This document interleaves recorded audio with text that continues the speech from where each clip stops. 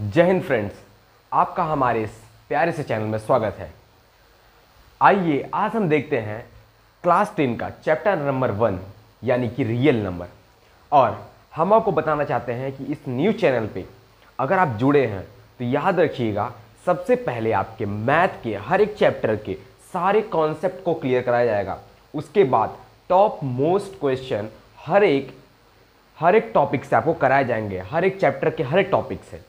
और जो बच्चे मैथ में बहुत ज़्यादा कमज़ोर हैं वो भी इस सीरीज़ को फॉलो कर ले, हर चैप्टर के हर एक इंपॉर्टेंट टॉपिक को। और उसके बाद जो अगली सीरीज़ हमारी आने वाली है कि हर एक टॉपिक से हर एक इंपॉर्टेंट क्वेश्चन को देख लें। उसके बाद अगर वो तगड़े वाले क्वेश्चन को समझ लेंगे तो उन्हें छोटे मोटे क्वेश्चन लगाने में कोई भी प्रॉब्लम नहीं आएगी किसी भी टॉपिक से। चलिए बिना देरी के हुए शुरुआत करते हैं। देखिए आज हम लोग जो पढ़ने वाले हैं वो हम लोग का पहला चैप्टर जो मैथ का है, रियल नंबर। अच्छा, सबसे पहले हम ये समझते हैं कि आखिर रियल नंबर होते क्या है, क्योंकि अगर मेन जो चैप्टर है रियल नंबर, इसके पार्ट्स ही ना समझ में आएंगे तो हम जानेंगे क्या कि रियल नंबर आखिर में होते क्या।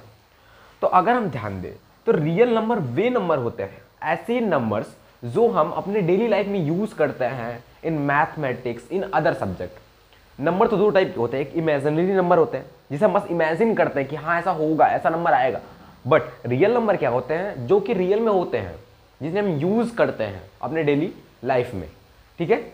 अच्छा, तो जो रियल नंबर है उसको टू पार्ट में डिवाइड किया गया। पहला था हमारा रेशनल नंबर, दूसरा था हमारा इरेशनल नंबर।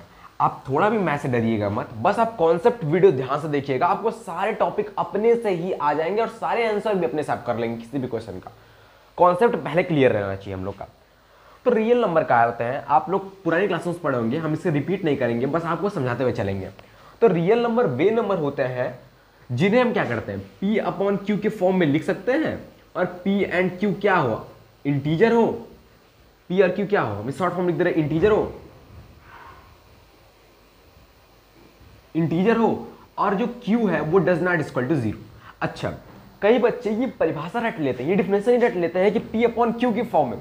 यहां पे p अपॉन क्यू कुछ डिनोट नहीं कर रहा है, बस वो इंटीजर को डिनोट कर रहा है। यहां आप a अपॉन बी कुछ भी ले सकते हैं, यानी रियल नंबर तो हम उन्हें कहेंगे जो p अपॉन क्यू के रूप में लिखे जा सकते हैं, यानी write in the form of p upon q where p and q are integer और q does not equal to 0। मेन समझे तो जो इसका डिनोमिनेटर है वो कभी 0 नहीं होना चाहिए। अगर वो डिनोमिनेटर 0 हुआ तो वो रेशनल नंबर नहीं रहेगा, क्योंकि वो जो डिनोमिनेटर वो इक्वल टू 0 नहीं हो सकता है। अच्छा, तो इरेशनल क्या है भाई, नाम से समझ में आ रहा है कि रेशनल का उल्टा इरेशनल, यानी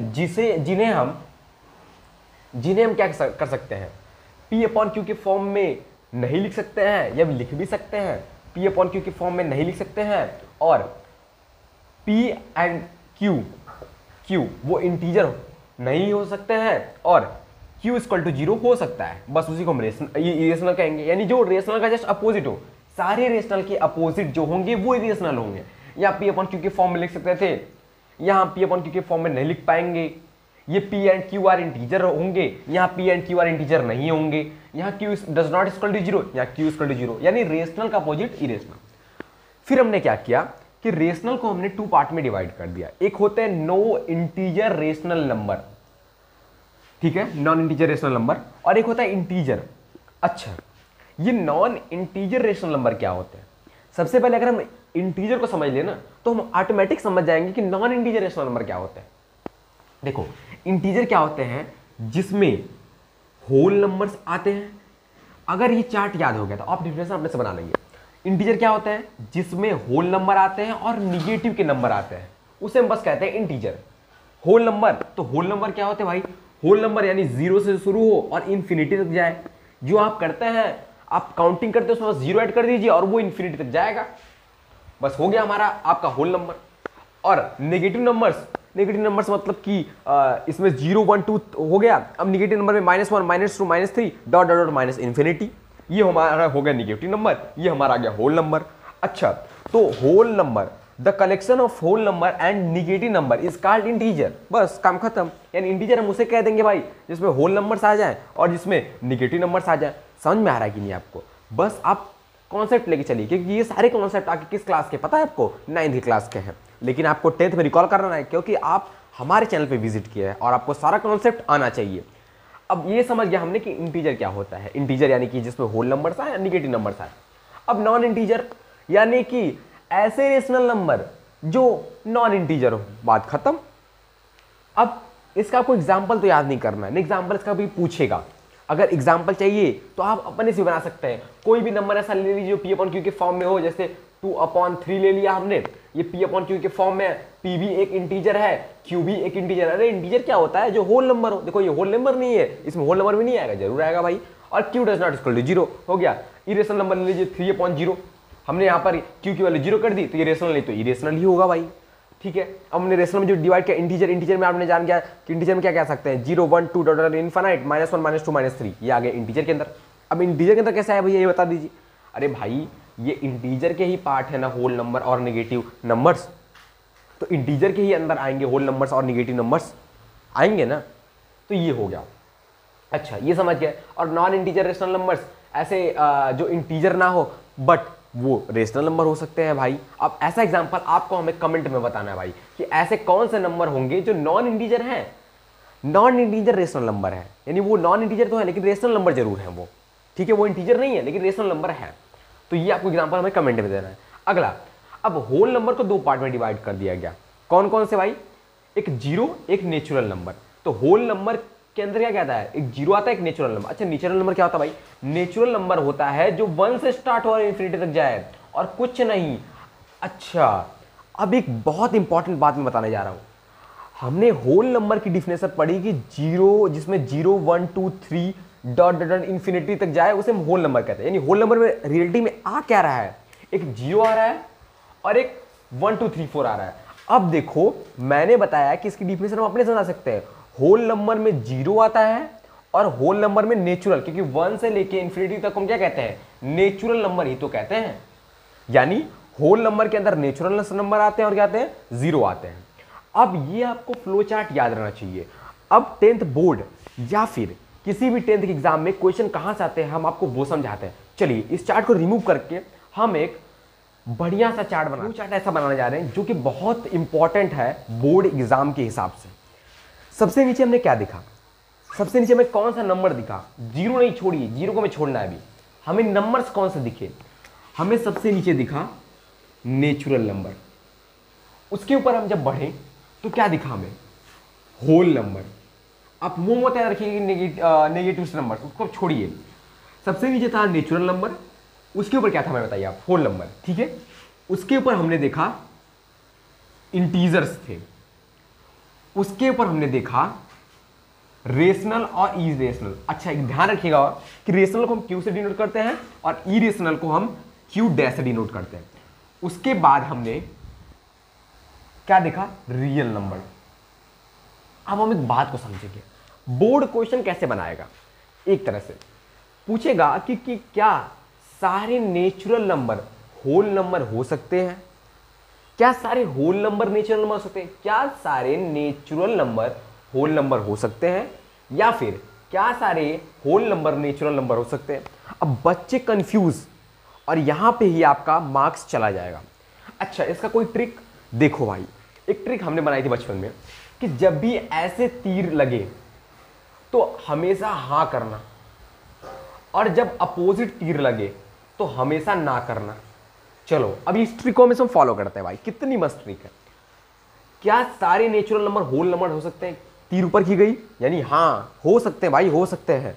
अब कैसे हो सकते हैं भाई, नेचुरल नंबर में क्या आता था 1 2 3 4, क्या होल नंबर में 1 2 3 4 नहीं आता है, यानी सारे नेचुरल नंबर होल नंबर तो हो ही सकते हैं। क्या सारे होल नंबर नेचुरल नंबर हो सकते हैं, तीर अपोजिट, यानी ना। कैसे ना भाई, क्योंकि होल नंबर में जीरो आता है, सारे होल नंबर नेचुरल नंबर नहीं हो सकते, लेकिन कुछ होल नंबर नेचुरल नंबर हो सकते हैं भाई। तो वर्ड ध्यान देना, वो टोटली बोला है या फ्यू बोला है, ये वर्ड हमें ध्यान देना है। चलो तो हम ट्रिक समझ गए, तो अब करते हैं इसको हम। क्या सारे नेचुरल नंबर होल नंबर है, हाँ। क्या सारे होल नंबर इंटीजर है, हाँ। क्या सारे इंटीजर तुम्हारे रेशनल इरेशनल हो सकते हैं, हाँ। क्या सारे रेशनल इरेशनल रियल नंबर होते हैं, हाँ। अब अपोजिट है, क्या सारे रियल रेशनल इरेशनल हो सकते हैं, ना। क्या सारे रेशनल इरेशनल इंटीजर हो सकते हैं, ना। क्या सारे इंटीजर होल नंबर हो सकते हैं, ना। क्या सारे होल नंबर नेचुरल नंबर हो सकते हैं, ना। इस चार्ट को आपको पूरे मन में बैठा लेना और इस ट्रिक को ध्यान रखना कि ऊपर तो हाँ, नीचे तो ना। ठीक है, चलो अब हम बढ़ते हैं अपने अगले कॉन्सेप्ट की तरफ, जो कि बहुत इंपॉर्टेंट कॉन्सेप्ट है। देखते हैं हमसे जो हमारा अगला टॉपिक निकल के आता है, जो कि आपके एनसीईआरटी का टॉपिक है और बहुत ही इंपॉर्टेंट टॉपिक है। इससे बोर्ड में एक क्वेश्चन आना जरूरी है और जरूर आएगा भाई। देखो थ्योरम नंबर 1, रियल नंबर का जो थ्योरम नंबर 1 है वो क्या है? फंडामेंटल थ्योरम, बस ऐसे याद रख लो, फंडामेंटल थ्योरम ऑफ अर्थमेटिक। अच्छा, ये फंडामेंटल थ्योरम ऑफ अर्थमेटिक होता क्या है? बहुत ही आसान तरीके से हम समझेंगे, बहुत टेंशन की जरूरत नहीं है भाई हमें। देखो इवरी कंपोजिट नंबर, अच्छा ये कंपोजिट नंबर क्या होते हैं? बस ये समझो कि कंपोजिट नंबर वे नंबर होते हैं जो 1 से डिवाइड हो जाए, इटसेल्फ से डिवाइड हो जाए और अदर नंबर से डिवाइड हो जाए। बस इतना ध्यान रखना कि ऐसे नंबर जो 1 से, इटसेल्फ से, अनदर नंबर से डिवाइड हो जाए। ठीक है। अब एग्जांपल के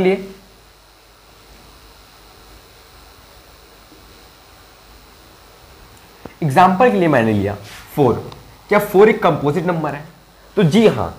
अब चेक कैसे करेंगे? क्या ये 1 से डिवाइड है? 1 से तो सारे नंबर डिवाइड होते हैं भाई। क्या ये इटसेल्फ अपने से डिवाइड हो सकता है? अरे कोई भी नंबर अपने से डिवाइड हो सकता है, यानी ये दो तो हमेशा फॉलो होंगे हर नंबर में। कोई भी नंबर 3 उठा लो, वो भी 1 से डिवाइड है और इटसेल्फ से डिवाइड है। मेन होता है अनदर। क्या 4 को कोई और नंबर डिवाइड कर सकता है? जी हां, वो है 2, यानी अनदर नंबर में मिला। तो ऐसे नंबर जो 1 से डिवाइड हो, इटसेल्फ से डिवाइड हो, अनदर नंबर से डिवाइड हो, उसे हम कंपोजिट नंबर कहते हैं। तो हर एक कंपोजिट नंबर उसको हम एक्सप्रेस कर सकते हैं किसमें? In the form of prime factorization method. भाई प्राइम फैक्टराइजेशन मेथड। अब ये प्राइम नंबर क्या होते हैं भैया? देखो भाई, प्राइम नंबर इसी का एक छोटा भाई समझो। कंपोजिट नंबर में क्या होता था? 1 आते थे, इटसेल्फ आता था, अनदर नंबर आता था। लेकिन प्राइम नंबर में हमें सिर्फ 1 आएगा और इटसेल्फ, यानी ऐसे नंबर जो 1 से डिवाइड हो और इटसेल्फ से डिवाइड हो, उसे हम कहते हैं प्राइम नंबर। एग्जांपल लेते हैं हम 2 1 से डिवाइड होगा, इटसेल्फ से डिवाइड होगा। अगर ये अनदर से डिवाइड हुआ तो ये हमारा कंपोजिट नंबर हो जाएगा। लेकिन हमें क्या चाहिए? Prime number. तो देखो क्या किसी और नंबर से डिवाइड कर सकता है भैया? 1। अरे भाई 1 तो पहले ही हमारे रूल में आ चुका है कि 1 और इटसेल्फ, इसके अलावा यानी 1 और इटसेल्फ के अलावा कोई नंबर काट पा रहा है, इसे डिवाइड कर पा रहा है पूरी तरह से? नहीं, यानी ये प्राइम नंबर है। तो एक चीज समझिएगा कि सबसे छोटी कंपोजिट नंबर 4 होता है और सबसे छोटा प्राइम नंबर 2। तो हमें ये नहीं देखना है, हमें क्या समझाना है कि एवरी कंपोजिट नंबर, हर एक कंपोजिट नंबर जो होते हैं उसको हम एक्सप्रेस करते हैं in the form of prime factorization. और एक खास बात, वो प्राइम फैक्टराइजेशन रहेगा ना, वो यूनिक रहेगा। यूनिक का मतलब वो सिर्फ उसी नंबर के लिए अप्लाई होगा। भैया नहीं समझ में आया? चलो अब हम समझाते हैं इसको एग्जांपल से। हम एक एग्जांपल लेते हैं भाई, 4 एग्जांपल ले लेते हैं। 4 का प्राइम फैक्टराइजेशन क्या होगा? प्राइम फैक्टराइजेशन मतलब समझते हो? इसको प्राइम नंबर में तोड़ देना in the form of prime factorization. और वो कैसे रहेगा?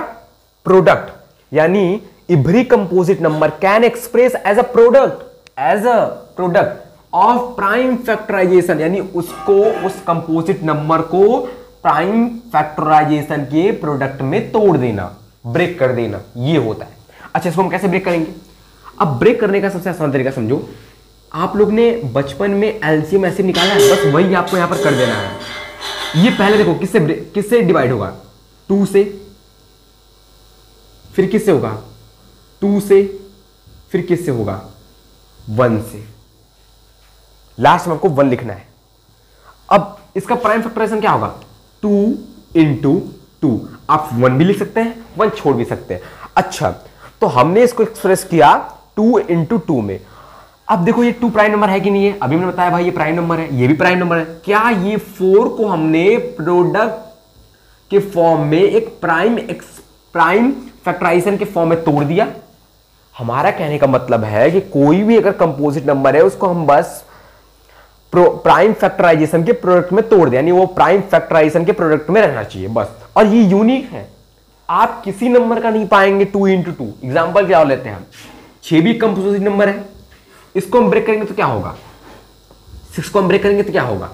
हम पहले से 2 से डिवाइड करते हैं तो 3 और 3 बन जाए 3। हमारे पास आ गया 2 × 3। आप लास्ट में × 1 लगा सकते हैं, नहीं भी लगा सकते, कोई प्रॉब्लम नहीं है। ठीक है। तो हमने ये देखा कि ये इसका जो प्राइम फैक्टराइजेशन है इन द फॉर्म ऑफ प्रोडक्ट वो निकला 2 and 3, और 2 and 3 भी आपस में क्या है भाई, प्राइम नंबर। कैसे प्राइम नंबर है, 2 1 से डिवाइड होगा, इटसेल्फ से डिवाइड होगा, अनदर नंबर डिवाइड कर पाएगा नहीं। 3 1 से डिवाइड होगा, इटसेल्फ से डिवाइड होगा, अनदर नंबर डिवाइड कर पाएगा नहीं। यानी कि theorem, first fundamental theorem of arithmetic क्या कहता है कि कोई भी कंपोजिट नंबर है उसको हम as a product of prime factorization, यानी कि प्रोडक्ट ऑफ प्राइम फैक्टराइजेशन के रूप में ब्रेक कर सकते हैं, और वो यूनिक होगा। बस ये वर्ड ध्यान रखना, वो एक यूनिक फैक्टराइजेशन होगा। तो ये हमारा रहा। तो थ्योरम नंबर 1 आप लर्न कर लेना, एग्जांपल याद रखना। अब हम मिलेंगे नेक्स्ट वीडियो के साथ, और अगले वीडियो में हम ऐसे इंपॉर्टेंट टॉपिक पढ़ेंगे, और आपके बोर्ड तक आते आते हम सारे टॉपिक्स और इंपॉर्टेंट क्वेश्चन निपटा हो चुके होंगे इस चैनल पे। तो चैनल को सब्सक्राइब कर लेना और बेल आइकन दबाना ना भूलिएगा। मिलते हैं नेक्स्ट वीडियो के साथ।